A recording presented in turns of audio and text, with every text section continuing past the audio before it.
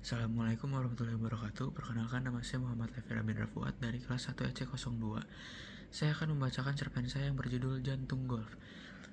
Karena saya suka mencoba banyak hal, jadi hampir semua cabang olahraga saya ikuti dan saya pelajari. Suatu hari di tahun 2024, teman saya mengajak saya untuk mencoba cabang olahraga baru, yaitu golf.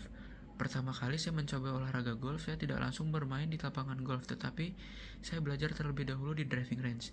Perasaan saya saat pertama kali menyentuh stick golf adalah deg-degan dan takut untuk mencoba memukul bola golf. Teman saya mengajarkan saya bagaimana cara yang benar untuk memukul bola golf. Setelah latihan selama 2 jam, saya pun mulai muncul rasa ingin berlatih lebih dalam lagi di olahraga golf ini. Mulai dari saat itu, saya datang ke driving range 2 kali dalam 1 bulan pertama saya latihan. Tetapi, saya hanya melakukan itu di 1 bulan pertama latihan saja. Karena pada saat itu saya harus mempersiapkan diri saya untuk masuk kuliah.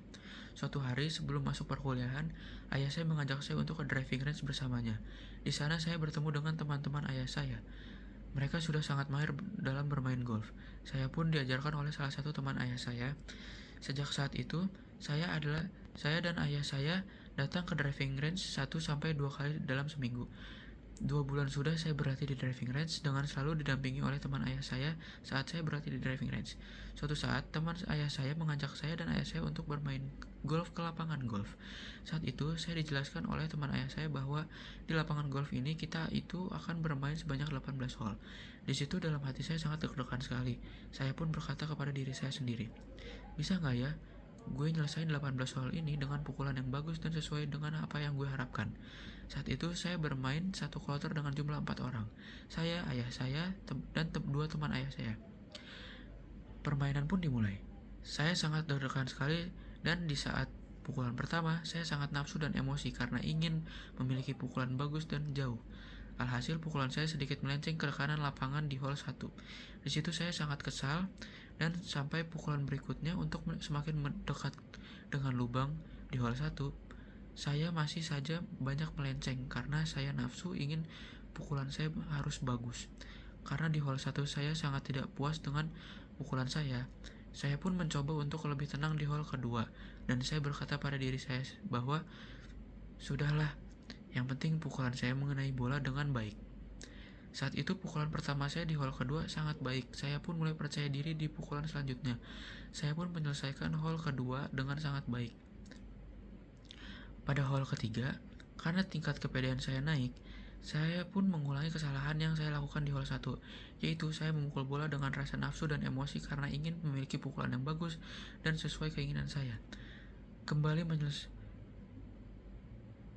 menyelesaikan permainan saya di hole ketiga ini dengan buruk.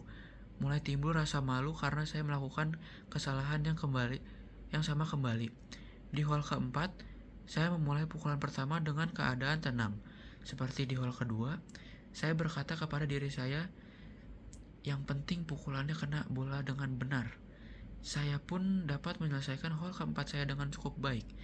Hole demi hole selanjutnya saya lewati dengan baik karena saya bermain dengan tenang dan tanpa emosi dan nafsu.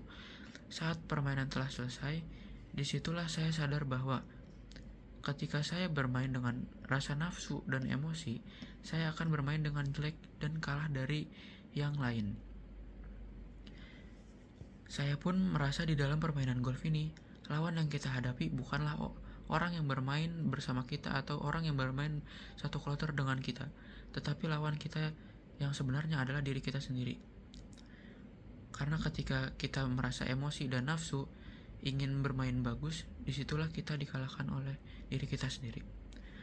Amanat yang dapat disampaikan dari cerpen yang telah saya bacakan tadi adalah kita harus bisa mengontrol emosi kita sendiri, karena terkadang lawan yang kita hadapi itu adalah bukan orang lain tetapi diri kita sendiri.